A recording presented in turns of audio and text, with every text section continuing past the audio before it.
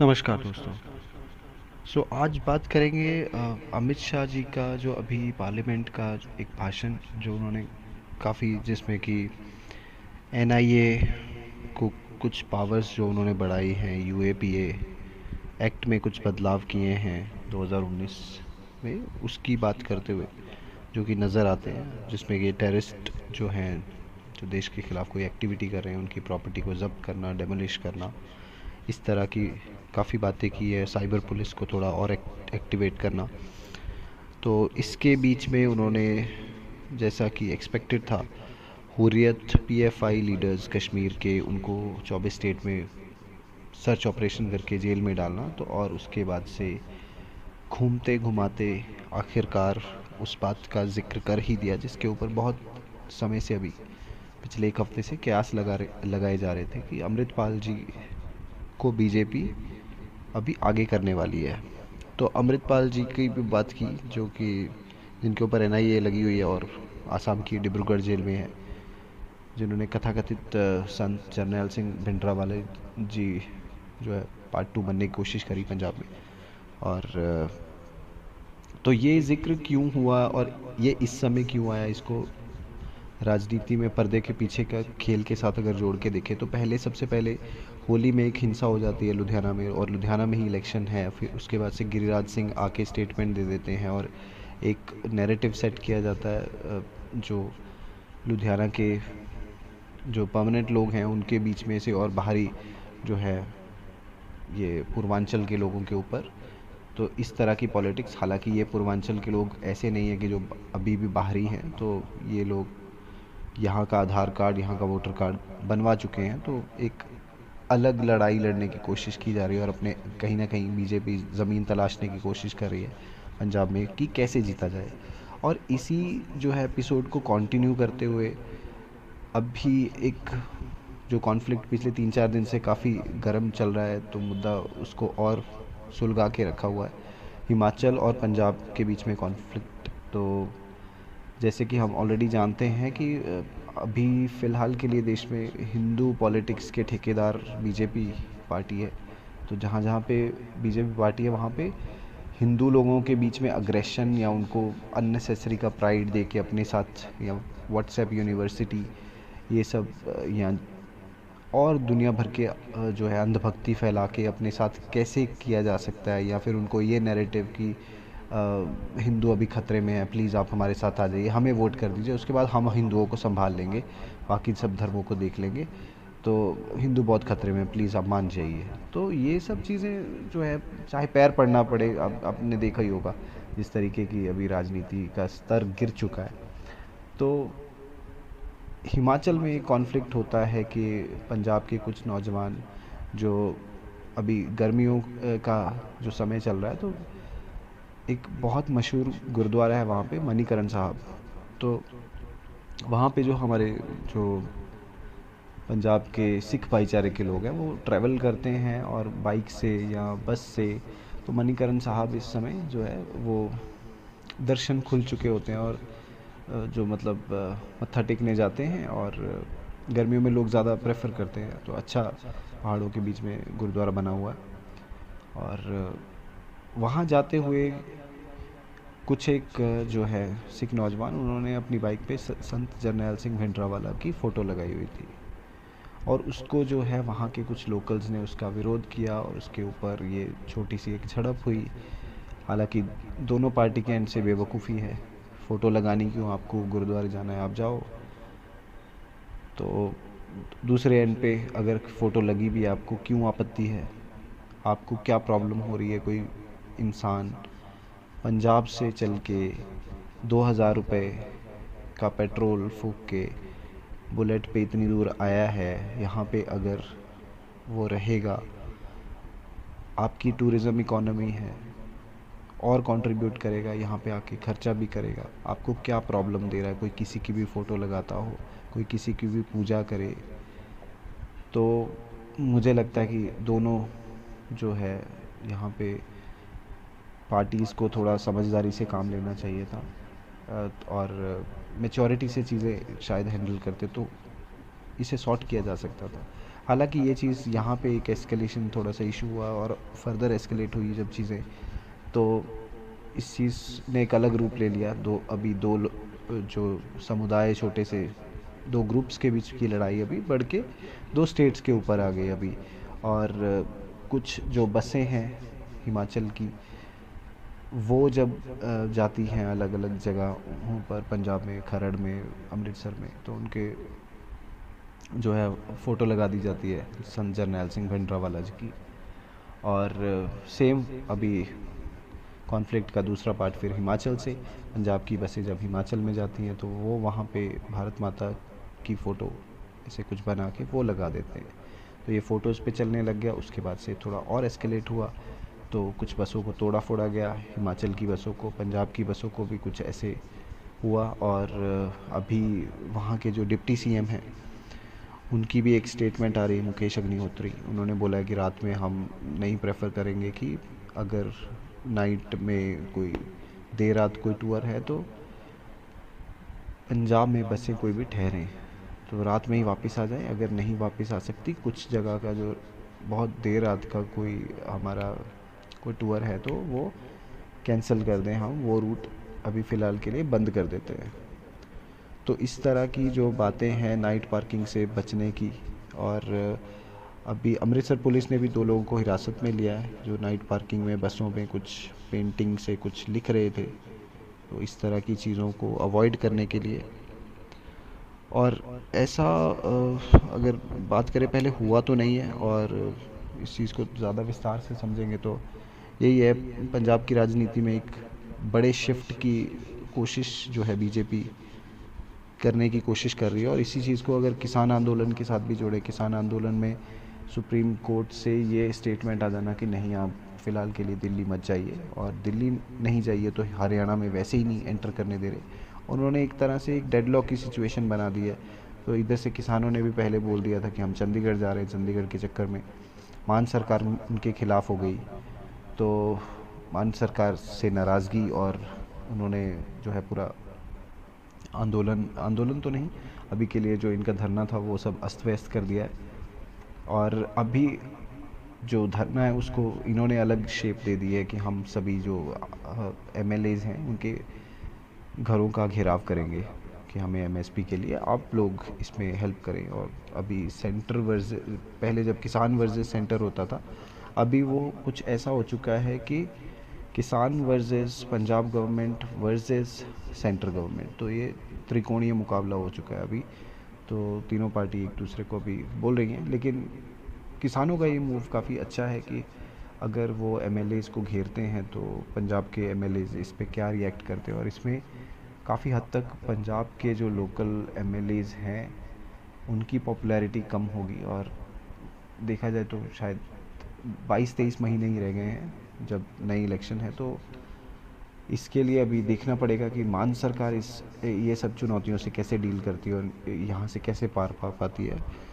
उस सब के बीच में एक और जो न्यूज़ आ जाना, तो सुप्रीम कोर्ट से एनआईए का जो केस है उसके ऊपर एक जो उनकी टिप्पणी आ जाना, तो जितने भी अमृतपाल सिंह जी के साथ जो साथी उनके अरेस्ट हुए थे वो सब छूट जाते हैं, कोर्ट उनको बरी कर देता है। तो अभी सिर्फ़ और सिर्फ जेल में अमृतपाल सिंह जी ही हैं। और जब ये जेल में है और सिर्फ अभी 1.5 या 2 महीने बाद, 1.5 से 2 महीने का समय ही और लग सकता है जैसा कि कहा जा रहा है, तो इनको भी जेल से रिहा किया जा सकता है। और ये बहुत बड़ा एक ब्लंडर रहेगा कि इनको अगर जेल से छोड़ देते हैं, अगर जेल में भी रखते हैं तो भी। तो इसको और एक चीज़ के साथ जोड़ा जा सकता है कि अगर हिंदू सेंटिमेंट की बात करें, आप हर जगह हिंदू वोटों के ठेकेदार हैं और हिंदुओं को गुमराह करके वोट्स ले रहे हैं, तो सिख वोट्स का क्या? जैसा कि हम देखते आ रहे हैं कि सिख वोट्स के लिए एक अलग से एक सिख पार्टी बनी हुई थी पंजाब में, श्रोमणी अकाली दल। तो जो सीएम थे पहले के प्रकाश सिंह बादल, उनकी डेथ के बाद उनकी पार्टी काफ़ी डीरेल हो गई है, पटरी से जैसे उतर गई है। उसको अभी एक नया लीडर नहीं मिल रहा, और सिख जो वोट्स हैं उसको भी एक नया लीडर नहीं मिल रहा, कोई थोड़ा जो रिलीजियस एंगल भी हो, थोड़ा सा पॉलिटिकल एंगल भी रहे। तो वो एक अच्छा रोल प्ले कर रहे थे प्रकाश सिंह बादल। तो उनके जाने के बाद से उनके जो बेटे हैं सुखबीर सिंह बादल, तो उनकी पार्टी में और भी हैं लीडर्स जैसे कि मजीठिया जी। तो वो अभी आपस में थोड़े उलझे हुए हैं कि क्या करें, और पार्टी के अंदर जो इंटरनल कॉन्फ्लिक्ट, जो बगावतें चल रही हैं, और श्रोमणी अकाली दल की काफ़ी बुरी हालत हो गई थी ये जो अभी इलेक्शंस हुए थे। तो इन सब चीज़ों को अगर देखें सही से और इनका जो है आंकलन करें, तो ग्राउंड पे इसीलिए स्थिति ऐसी कुछ बन नहीं रही थी कि जो है यहाँ पे बीजेपी जीत सकती, क्योंकि जीतने के लिए सबसे पहले तो आपको तीसरे से कम दूसरे नंबर की पार्टी बनना पड़ेगा। अभी पहले नंबर पे पार्टी है आम आदमी पार्टी, दूसरे पे कांग्रेस है, और तीसरे पे बीजेपी, और चौथे पे चली गई अभी श्रोमणी अकाली दल।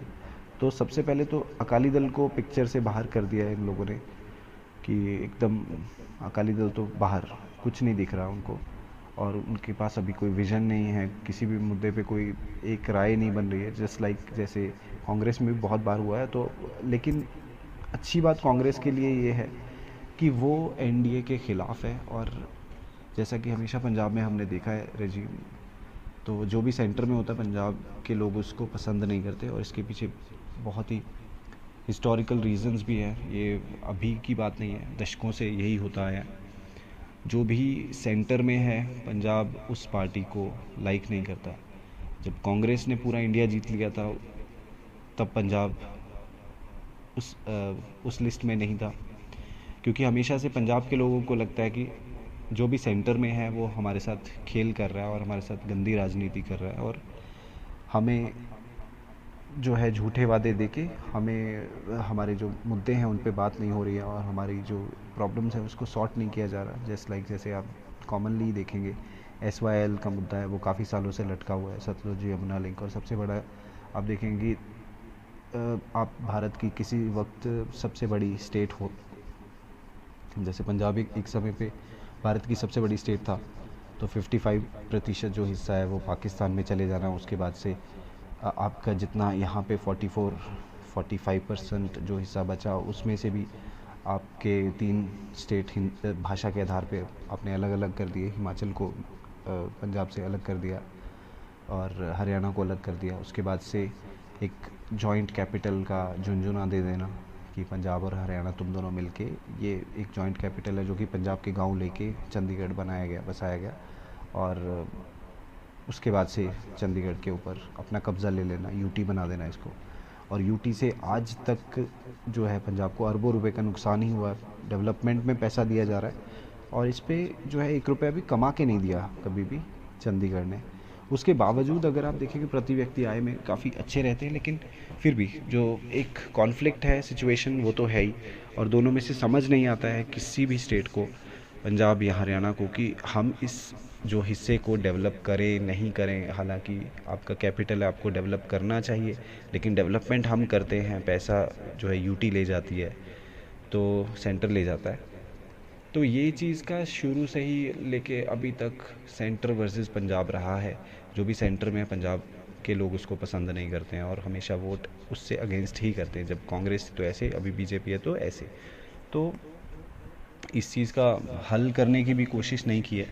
बहरहाल हम अपने मुद्दे पे वापस आते हैं। इसको थोड़ा विस्तार से बीच में से हमने एक सब टॉपिक को समझ लिया। तो इसमें अभी के लिए क्या हो रहा है कि काफ़ी समय से SGPC, श्रोमणी गुरुद्वारा प्रबंधक कमेटी, जिसका सिख समुदाय को लेके बहुत बड़ा जो मेजॉरिटी हिस्सा है, जो SGPC का लीडर रहता है उसके पास काफ़ी कंट्रोल रहता है सिख वोट्स का। तो ये 1925 में बनी थी ये कमेटी, और जितने भी पंजाब और बाहर के भी जो गुरुद्वारे हैं, बाकी स्टेट्स के भी काफ़ी मानते हैं SGPC के चुनाव को। तो ये हुआ नहीं है काफ़ी टाइम से, और ये होम मिनिस्ट्री के अंडर आता है, सेंटर करवाता है ये इलेक्शन। तो सुनने में ये आ रहा है कि शायद ये इलेक्शंस के पहले अभी अमृतपाल जी रिहा हो सकते हैं, या अंदर से कोई मैच फिक्सिंग हो चुकी है, जैसे कि इनके साथी जो हैं वो छूट गए हैं। तो ऐसे अभी कयास लगाए जा रहे हैं कि शायद अभी इनको भी छोड़ दिया जाए, और ये डायरेक्टली सीधा जंप करेंगे SGPC के इलेक्शंस में। और अगर ये SGPC के इलेक्शन जीत जाते तो दोनों समीकरण जो है बीजेपी के हक में आ जाएंगे कि हिंदू वोट्स के लिए यहाँ पे बीजेपी काम करना शुरू कर देगी, तो एक अलग ही तरीके का यहाँ पे प्रयोग होगा और सिख वोट्स के लिए खुला छोड़ दिया जाएगा अमृतपाल जी को, जिससे कि वो बीजेपी के लिए कुछ सिख वोट्स भी अरेंज कर पाए। तो पहले जो एक कॉम्बिनेशन रहता था, कभी भी बीजेपी अकेली कभी जीती नहीं है यहाँ पे, तो पहले जो कॉम्बिनेशन रहता था कि आप देखेंगे सैड को श्रोमणी अकाली दल पार्टी और बीजेपी दोनों मिलकर चुनाव लड़ते थे और जीते भी हैं और इन्होंने अच्छा खासा शासन किया है। तो हिंदू वोट्स का जो फोकस रहता था वो बीजेपी, जहाँ जहाँ पे ज़्यादा हिंदू हैं वहाँ पे बीजेपी लड़ लेती थी, और जहाँ पे श्रोमणी अकाली दल को सिख चेहरा दिखाना होता था तो वहाँ पे सिख वोट्स को ऐसे कैप्चर किया जाता था। तो अभी ये एक एंगल अभी जो है उसको तलाश करके कि जो केजरीवाल भी अभी फ़िलहाल तो लुधियाना में है और अभी आपकी और थोड़ा ज़मीन बेटर कर रहे हैं, क्योंकि उनको भी पता है जितनी सीट्स आ गई उतनी तो नहीं आने वाली हैं। लेकिन क्या हम ये आने वाले 22-23 महीने में कुछ ऐसा अभी कर सकते हैं, अभी क्या कमबैक लेके आ सकते हैं? क्योंकि आप सब कुछ कर लेते तो भी ठीक था कि, लेकिन किसान नाराज़ नहीं होने चाहिए थे। तो अभी फ़िलहाल के लिए मान सरकार से किसान भी नाराज़ हो गए हैं। आप देखेंगे कि सरकारी कर्मचारी भी नाराज़ हो गए हैं जिस तरीके से ये क्रैकडाउन किया है पटवारी और ये कानू को। तो जो भी करप्शन कर रहा है उसको अभी आप जेल में डाल रहे हैं, बहुत सारे आपने ट्रांसफ़र कर दिए क्योंकि हफ्ते बने होते हैं सबके, चाहे वो पुलिस है चाहे ये सब लोग हैं। तो एक पूरी व्यवस्था बनी होती है कि जो कोई भी प्रॉपर्टी की रजिस्ट्रेशन करवाने आया, 5,000 मेरा रख लेना, 5,000 उसका, 5,000 ऐसा। तो 25,000 रुपये अगर रेट है तो उस पर सब लोगों के अपने अपने हिस्से जुड़े होते हैं। तो अगर ऐसे में बीच में जो ये पूरे एक इकोसिस्टम में कोई जोकर नंबर 3 को आप हटा रहे हैं, जोकर नंबर 5 को हटा रहे हैं, तो ये पूरी जो इकोसिस्टम है, ये फूड चेन सारी डिस्टर्ब हो जाती है।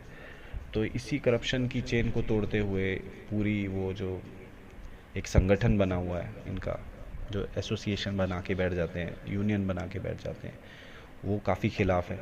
तो आपने जो सरकारी कर्मचारी की वोट्स है वो भी आप लूज़ कर रहे हो, लेकिन उसको लूज़ करके आपका कुछ ज़्यादा जाता नहीं। लोग उल्टा खुश होते कि ठीक है अभी हमें करप्शन फ्री काम देखने को मिलेगा। लेकिन देखा जाए तो एक सर्वे के अकॉर्डिंग जो हिंदुस्तान के जो पुलिस है, पिछले 10 सालों में उनकी करप्शन से जो इनकम आती है वो 4 गुना हुई है। तो वो एक काफ़ी चिंता का विषय है। और पंजाब में तो ये जो इनकम है वो सब आती फिर ड्रग्स के माध्यम से है। तो ड्रग्स पे क्रैकडाउन, कुछ कुछ चीज़ें अच्छी भी हैं, लेकिन वो सब चीज़ों के चक्कर में आपको बैकफायर अभी तक तो इतना नहीं करती हुई दिख रही थी। जैसे क्रैकडाउन शुरू किया है ड्रग्स के ऊपर भी, लेकिन कुछ भी करके आपको किसानों को तो अपनी साइड पे करना पड़ेगा, जो एक बहुत बड़ा वोट बैंक है। तो देखते हैं ये सब चीज़ों के ऊपर क्या अप्रोच रहती है, और अगर वाकई ही अंदर खाते अमृतपाल जी बीजेपी के साथ या बीजेपी को गुप्त समर्थन दे रहे हैं, तो ये काफ़ी चिंता की बात है। और रियायतें तो मिल रही हैं और साथी भी रिहा हो गए हैं, और इसको ऐसे ही देखा जा रहा है कि हाँ कुछ तो अंदर खिचड़ी पक चुकी है। लेकिन देखना पड़ेगा कि अभी ये चीज़ कितनी देर में बाहर आती है और इसकी टाइमिंग, और ये सारे डॉट्स जो है कनेक्ट कर रहे हैं कि हाँ अभी एक नया सिरदर्द केजरीवाल जी के लिए या भगवंत मान जी के लिए दिल्ली के बाद बीजेपी यहाँ पे तैयार कर रही है। फिर चाहे वो रिलीजियस हार्मनी को डिस्टर्ब करना हो या और अधिक पोलराइजेशन करना हो, चाहे वो अमृतपाल जी के माध्यम से या हिमाचल के साथ कॉन्फ्लिक्ट, तो इधर उधर काफ़ी जगह पे उलझा के रखा है। और अभी मान सरकार के लिए बहुत सी लड़ाइयाँ घर के अंदर ही हैं। तो बाहर नए राज्यों में कहीं पे फोकस या अपना एक्सपेंशन करना वो बात की बात है, पहले यहाँ पे कई युद्ध जीतने पड़ेंगे। खैर, इस वीडियो को रखते हैं यहीं पे। अगर अच्छा लगा तो आप लाइक शेयर सब्सक्राइब कर सकते हैं। अगर आपको मेरा प्रयास सफल और अच्छा लगता है तो सब आप शेयर भी कर सकते हैं। तब तक के लिए धन्यवाद।